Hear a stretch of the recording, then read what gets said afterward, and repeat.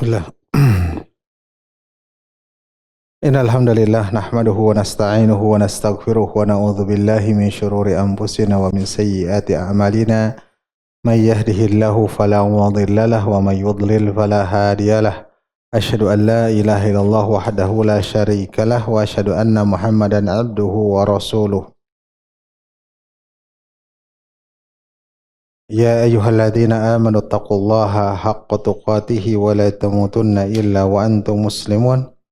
Fa inna asdaqal hadits kitabullah wa khairal hadi hadi Muhammadin sallallahu alaihi wasallam wa syarrul umur muhadatsatuha fa inna kulla muhadatsatin bid'ah wa kulla bid'atin dhalalah wa kulla dhalalatin finnar. Alhamdulillah, Allah Subhanahu wa taala pertemukan kita kembali dalam pembahasan Kitabul Haji, masih dalam miqat-miqat, yaitu penentuan awal ihram. Berdasarkan hadis Abdullah bin Abbas bahwasanya Allah Subhanahu wa taala, bahwasanya Rasulullah sallallahu alaihi wasallam telah menentukan tempat miqat awal untuk haji itu bagi penduduk Madinah adalah Dzul Hulaifah, dan bagi penduduk Syam adalah Al-Juhfah, dan penduduk Najd adalah Qarnul Manajil, dan ahlu Yaman adalah Yalamlam. Yalamlam dan Qarnul Manazil sudah. Kita masuk kepada Wadi Mahram, ya.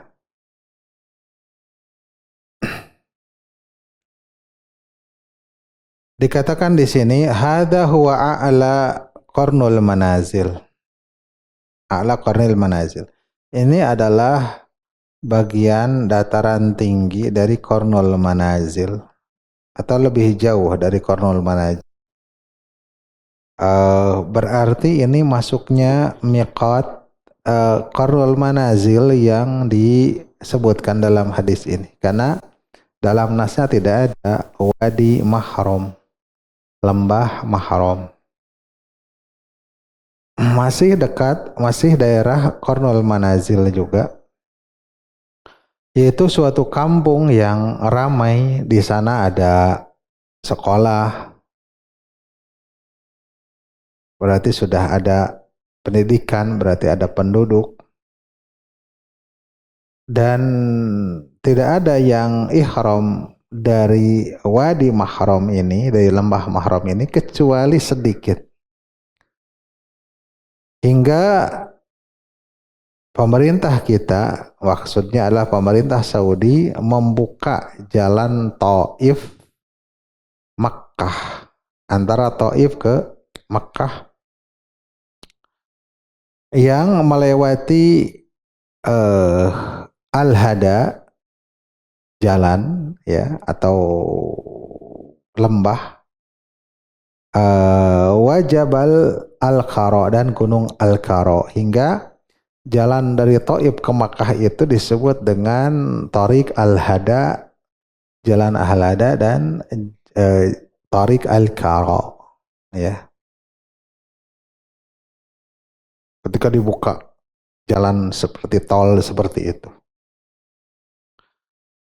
Nah, ketika dibuka jalan tersebut dari Taif ke Makkah, maka jadilah orang yang ihram itu berdesak-desakan, ramai, macet, ya, dan antusias lewat sana, ya, lewat miqatnya ngambil ke Wadi Mahram.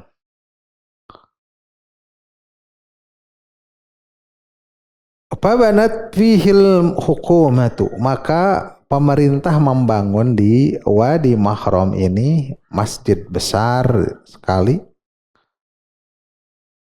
yang di sana ada jalan-jalan yang dibuka,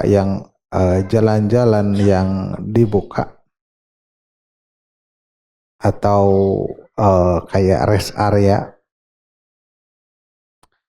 yang bisa masuk dan yang keluar, dan juga mawaqif as-sayyarah, tempat-tempat parkir. Nah ini wa makanu rohah ini ya sebenarnya. Dan tempat istirahat dan tempat-tempat untuk mandi, kamar-kamar mandi, wadaratul miyah dan juga toilet-toilet. Biahdasi tasmimin dengan bangunan-bangunan yang modern.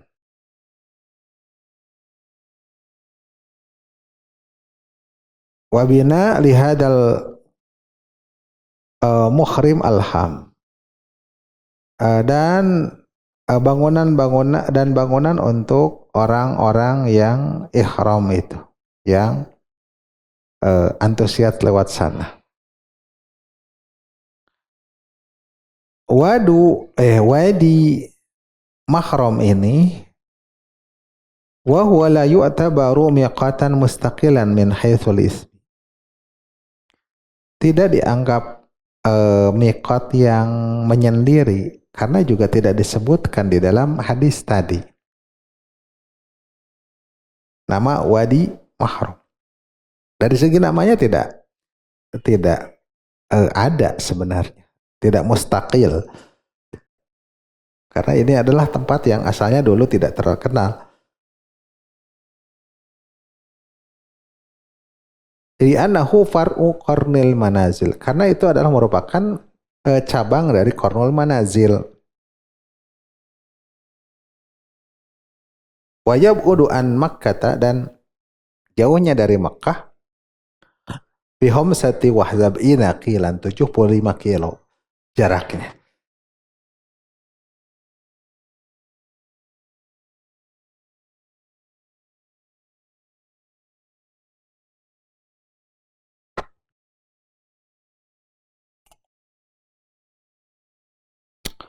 Walau lakasratu ta'arrujati jabali karo lakana min Makkah nahwa sitina kilan faqat.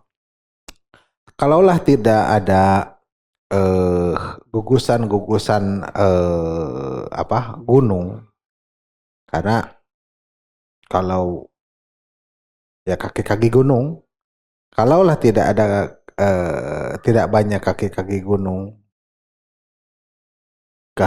Karo tersebut, tentu dari Makkah itu ya hanya 65 kilo kalau misalkan ditarik garis lurus gitu ya ke dari Wadi Mahram ini ke Makkah, karena kan melewati Jabal Karo tersebut, Gunung Karo tersebut, otomatis jalan kan tidak langsung lurus tapi menyusuri kaki-kakinya gitu. Maka menjalani 75 km.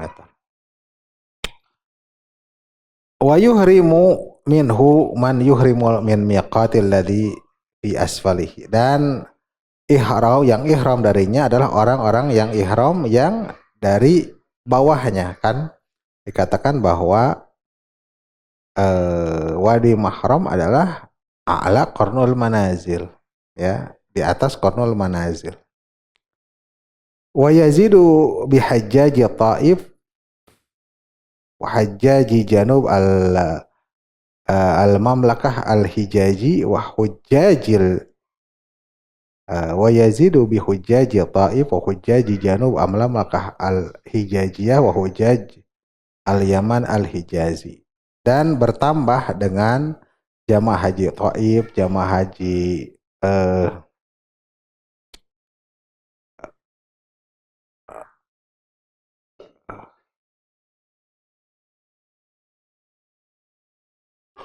bagian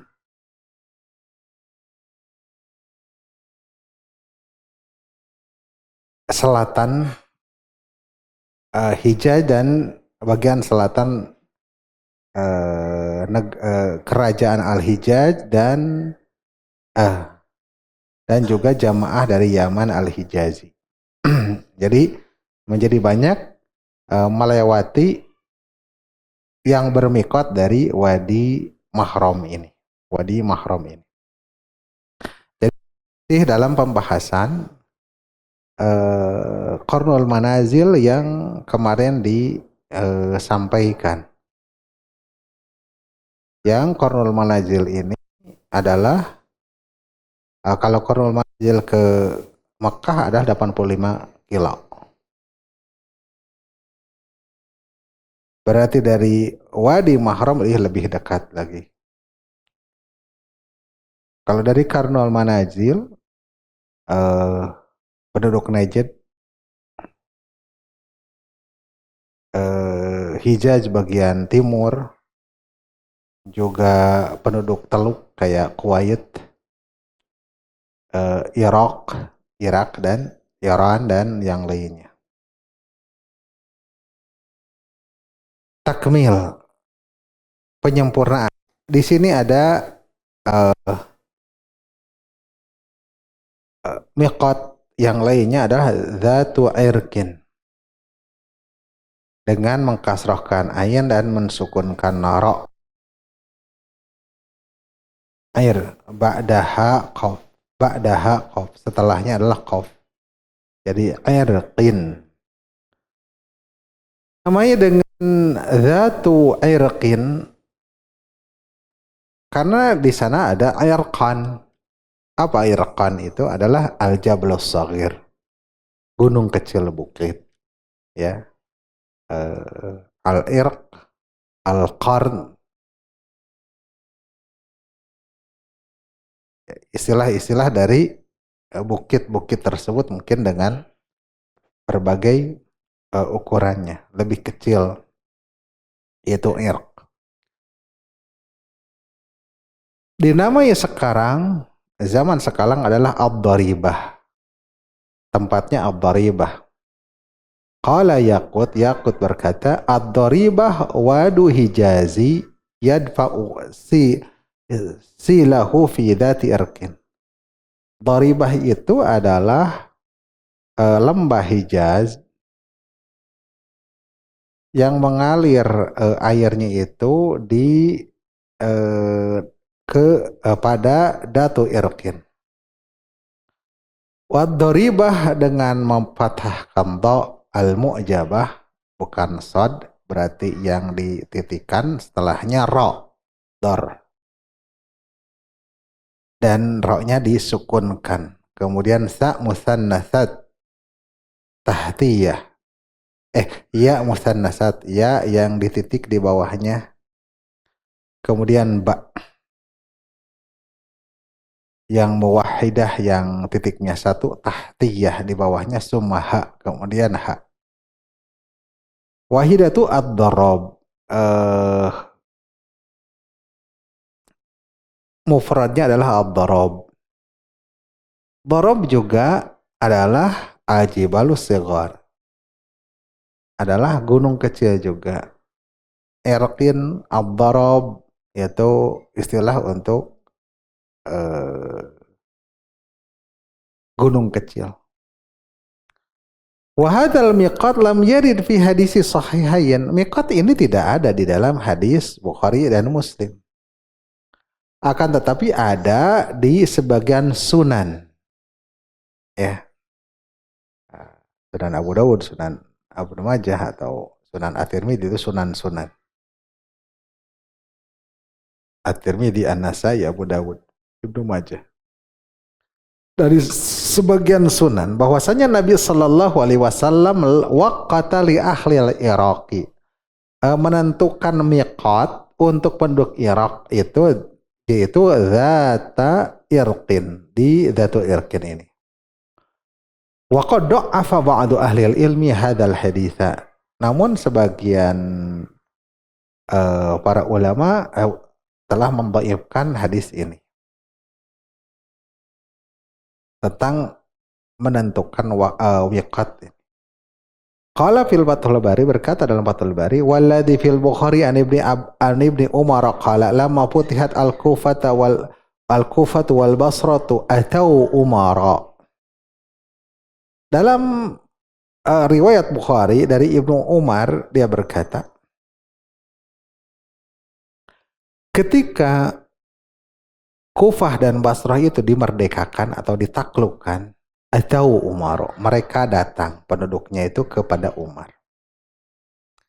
Faqalu, mereka berkata, "Ya Amirul Mukminin, wahai Amirul Mukminin." Eh, Istilah Amirul Mukminin yang terkenal istilahnya, semua juga Amirul Mukminin. Itu dari mulai Umar. Ya.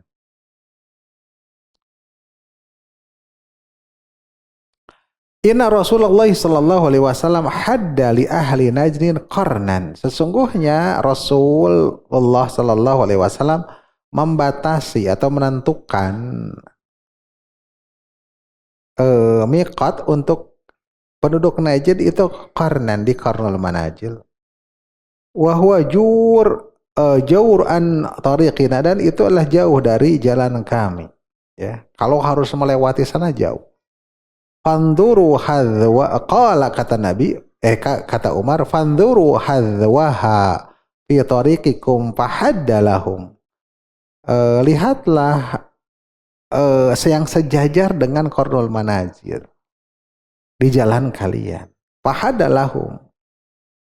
Maka beliau menentukan baginya data irqin, menentukanlah bagi penduduk Irak itu, ya, Kufah dan Basrah, itu adalah datu irqin. Qala Syafi'i, lam yusbat anin Nabi sallallahu alaihi wasallam annahu hadda dzata irqin. Tidak ditetapkan dari Nabi sallallahu alaihi wasallam, tidak ada riwayatnya bahwasanya Nabi sallallahu alaihi wasallam menentukan membatasi data irqin. Wa inna ma ajma' alaihin nasu. Hanyalah orang-orang pada waktu itu telah ijma. Artinya ya para salafus saleh telah ijma, ya. Telah ijma atas atas miqat ini. Ya, kata Imam Syafi'i tidak ada hadisnya. Tapi mereka ijma. Ya, para sahabat. Wa hadza yadullu ala anna dzata irqin laisa mansusan alaihi. Dan ini menunjukkan bahwasanya dzatu irqin itu tidak dinaskan dari Nabi, ya. Wa bihi qata al-Ghazali wa Rafi'i fi Syarhil Musnad wa Nawawi fi Syarh Muslim. Dan dengannya itu Al-Ghazali menetapkan, mengqat'ikan, dan Ar-Rafi'i dalam Syarah Musnad dan An-Nawawi dalam Syarah Muslim. Wa kadza waqa'a fil Madinati li Malikin. Begitu juga terjadi waqa'a fil Mudawwanati li Malikin. Begitu juga telah ada dalam diwan yang dimiliki oleh Imam Malik tentang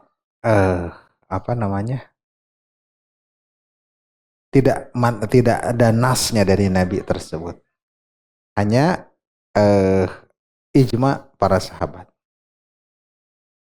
Wa sahhahal Hanafiyyatu wal Hanabilatu wa jumhur Syafi'iyyah anahu mansusun. Namun Al-Hanafiyah, para pengikut Imam Hanafi, Nafilah, para pengikut Imam Ahmad bin Hanbal, wa jumhur Syafi'iyah, dan kebanyakan Asy-Syafi'iyah mensahihkan bahwasanya itu mansus, dinaskan dari Nabi.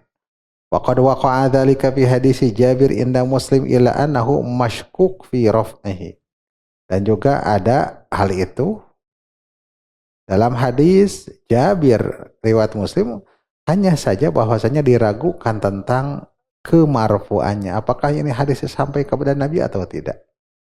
Wa qad waqa'a fi hadisi Aisyah wa hadis Al-Harits Asy-Syahmi. Kilahuma inda Ahmad wa Abi Dawud wa Nasa'i. Dan juga telah ada dalam hadis Aisyah dan hadis Al-Harits Asy-Syahmi. Keduanya riwayat Imam Ahmad dan Abu Dawud dan An-Nasa'i.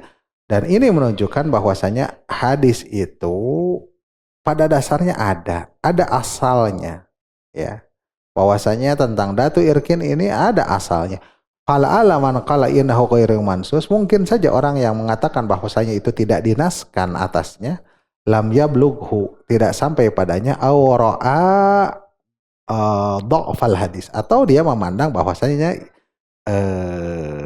kedhaifan hadisnya. Ya, kedhaifan hadisnya, intaha. Gitulah. Mulakhasan fi Fathul Bari ringkasan, ini penjelasannya panjang, ringkasnya seperti itu yang terdapat di dalam Fathul Bari. Qultu, kata pensyarah, kata Abdullah bin Abdurrahman bin Al-Bassam, wala kulin faqad sahha tauqituhu an Umar radhiyallahu anhu. Walau bagaimanapun ya, sungguh telah sahih penentuan miqat dari Umar radhiyallahu anhu, fa in kana mansusan alaihi wajahluhu fahuwa min muwafaqatil ma'rufat. Dan jika itu tidak dinaskan atasnya atau atau tidak diketahuinya, maka itu juga min muwafaqatil ma'rufat. Ini termasuk dari muwafaqahnya Umar ya terhadap syariat ya. Jadi Umar selalu sebelum turun syariat itu selalu mempunyai pemikiran yang selalu mencocoki syariat ya. Pikiran-pikiran Umar itu selalu mencocoki syariat ya. Beberapa kasus tentang hijab, Umar yang mengusulkan bahwasanya alangkah bagusnya kalau istri-istri Nabi itu lebih lebih terhijabi lagi kan gitu ya.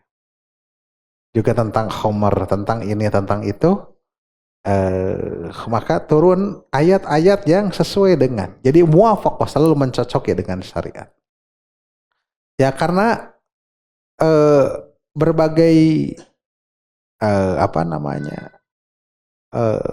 izhar Umar itu selalu mencocoki ya. Semoga ini juga walaupun tidak ada nasnya, adapun ada nasnya tetapi didhaifkan ya. Semoga ini adalah termasuk muwafaqatnya Umar yang ma'ruf.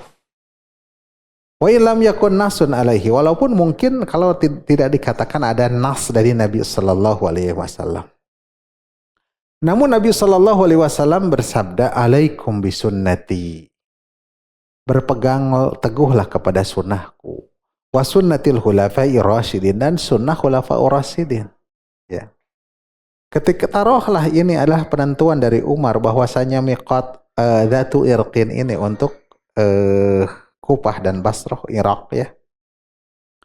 Maka ini pun sesuai dengan apa yang dikatakan oleh Nabi sallallahu alaihi wasallam untuk berpegang teguh kepada sunnahnya khulafaur rasyidin al-mahdiyyin min ba'di. Wa qad ajma'al muslimuna annahu ahadu mawaqitil haji. Dan bahkan kaum muslimin, para ulama kaum muslimin maksudnya telah ijma bahwasanya itu adalah salah satu miqat haji walillahil hamd, dan kepada Allah lah pujian itu. Kemudian kata Syekh ya, jadi dzatu irqin adalah ya salah satu dari miqat. Wa qad kuntu bi syahri Muharram, dan sungguh aku telah melakukan pada bulan Muharram di tahun 1402, sekarang 1445.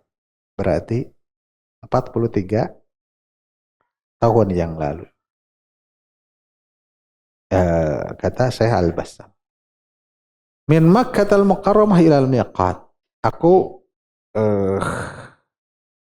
berangkat atau memulai dari Makkah berangkat dari Makkah Mukarramah ke miqat-miqat.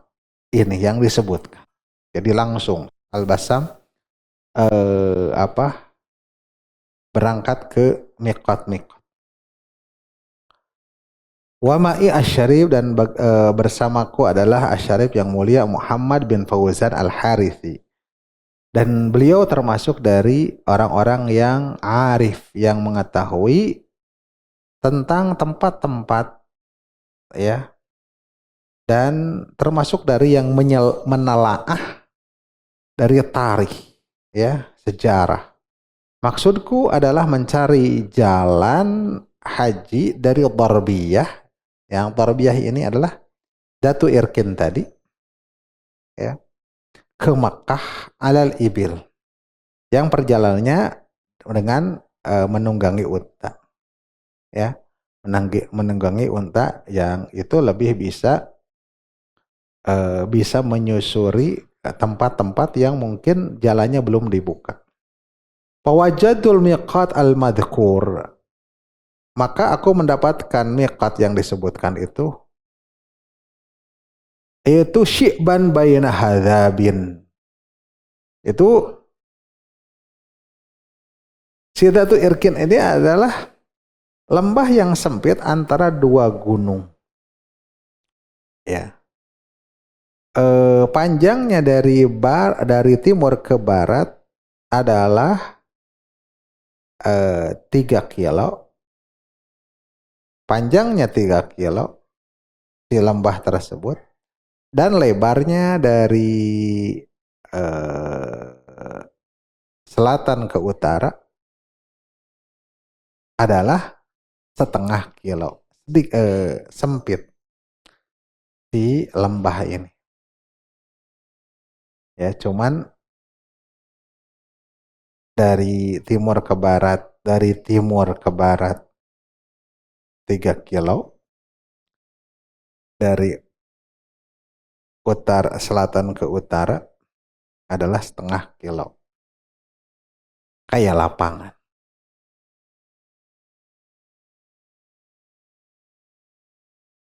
Ya, si miqat tersebut.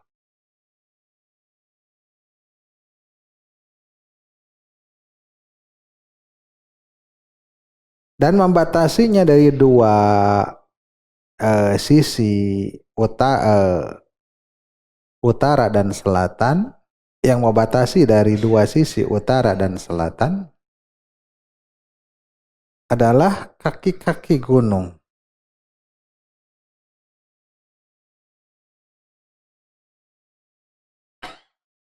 Bukit-bukit gunung yang membatasi dari timur adalah hari Inkhil, dan membatasi dari barat adalah Wadi Darbiyah ini yang kita bicarakan.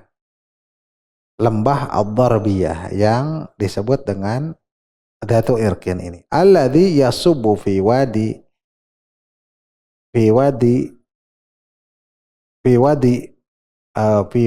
mur wa yu'tabaru hadal miqat minal hijaj fala huwa min najrin wala min tihamah.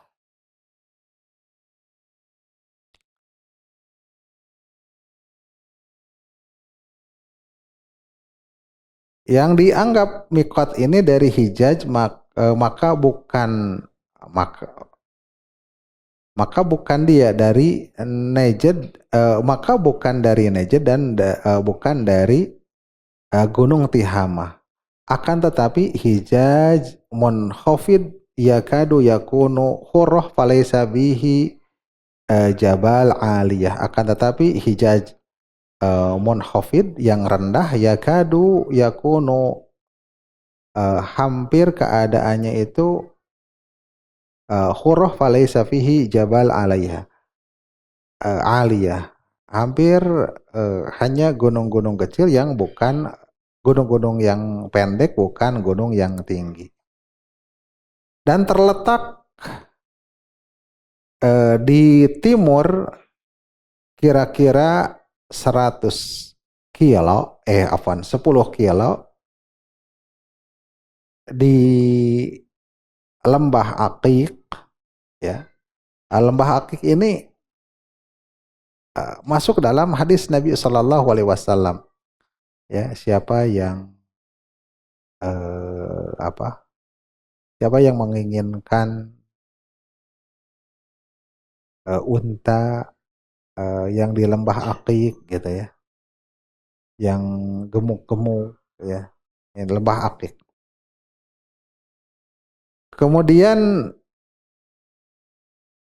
Lembah Aqiq dari arah timur, Sohro Rukbah, padang pasir rukbah. Al-wasi'atu haitsu yang luas, haitsu tabtadi'u bilad Najd. Yang itu merupakan permulaan negeri Najd. Nah, wa yuhrimu min aqiq asyiah. Ya. Dan orang Syiah itu mulainya itu di Aqiq. Padahal itu adalah daerah timur. Bukan di Datu Erkin. Ya. Eh, bukan di Datu Erkin, tapi di lembah Aqiqnya. Itu kenapa mereka mulai ihram di sana? Ya, mulai ihram di sana karena mukhalafatu li Umar. Kan mereka kebenci dengan Umar, maka menyelisih Umar. Umar sudah membuat miqat di Datu Irkin, dia dari lembah Aqiq. Ya. Jarak dari miqat Datu Irkin hingga Mekah adalah 100 kilo, cukup jauh. Ya, tapi Mekah dikelilingi oleh miqat-miqat, ya, miqat-miqat. Yang rata-rata ada yang 100, ada yang kemarin 75 dan sebagainya, ya. Sebelum masuk jadi eh, sudah harus memakai baju ihram bagi yang umrah atau haji.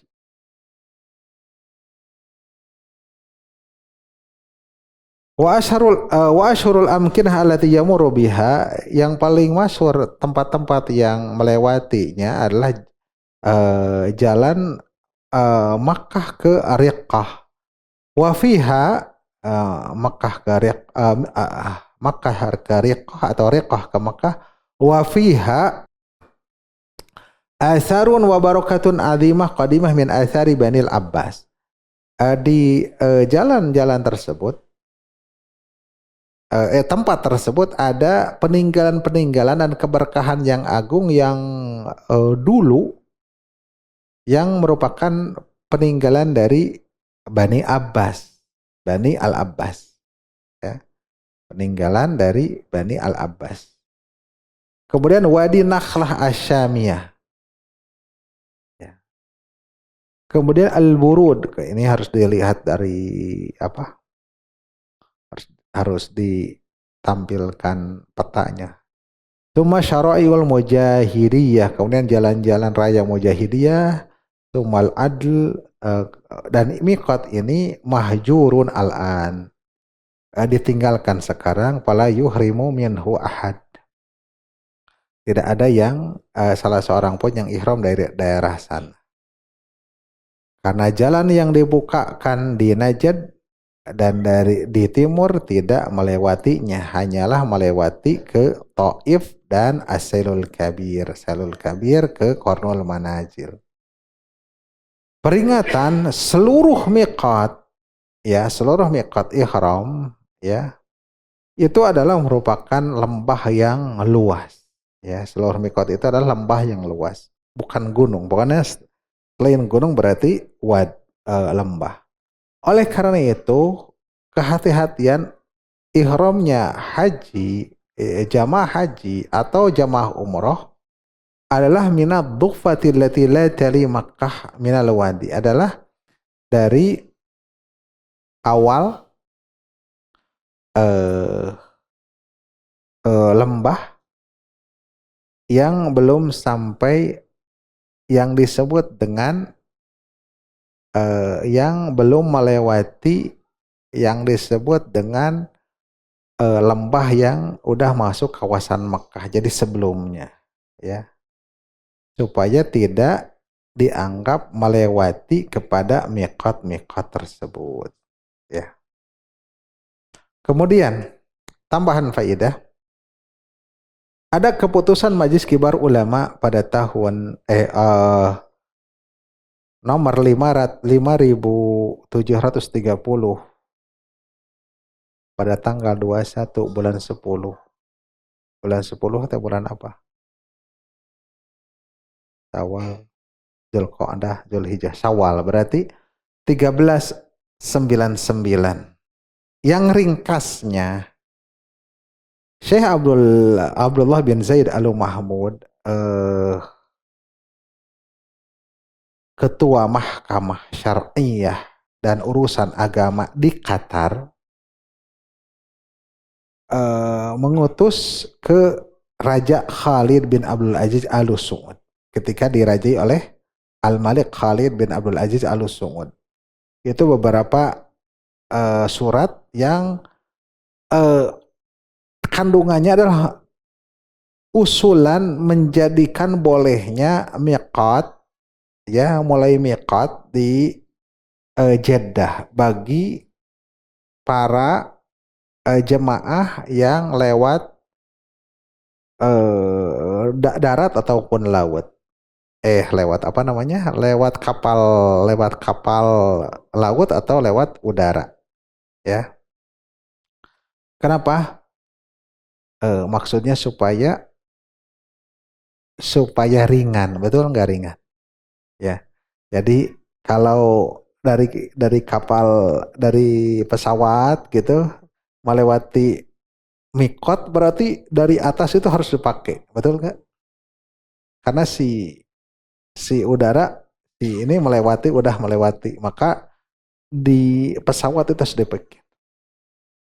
Sebagian jamaah Indonesia dengan kehati-hatiannya, bahkan dari mulai Jakarta sudah ya nggak repot lagi kalau di pesawat memakai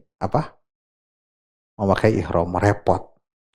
Bisi berat sabelah kan gitu ya, riuh kemuan goyang pesawat meureun. Nah, seperti itu. Nah, supaya ringan, pas aja di Jeddah apa kan itu semuanya ke Jeddah di pelabuhan, ya, dan di bandara, maka diusulkanlah begitu. Namun keputusannya ditolak, ya. Kenapa? Karena itu adalah merupakan musawigat, ya, tidak ada nasnya.